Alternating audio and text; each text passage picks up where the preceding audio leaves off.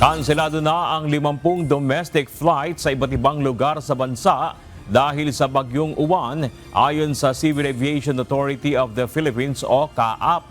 Batay sa listahan na inilabas ng CAAP as of 7 a.m. ngayong araw, kabilang sa mga ruta ng mga apektadong biyahe ay papunta o galing sa Manila, Cauayan at Tuguegarao.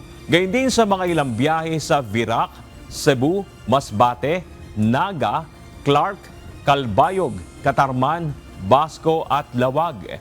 Nananatili namang normal ang operasyon sa mga paliparan na pinangangasiwaan ng CAAP, kabilang na ang Bicol International Airport, Masbate Airport at Naga Airport. Sa paliparan sa Virac, Catanduanes, maayos pang nakalapag ang isang eroplano, sakay ang ilang mga pasahero mag-aalas 9 ng umaga kanina.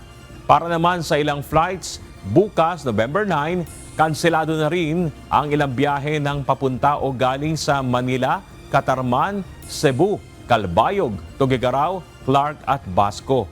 Habang sa Lunes, November 10, apektado na rin ang kanselasyon ang ilang flights papunta o galing sa Clark, Basco, Manila, Lawag, Cauayan at Tuguegarao.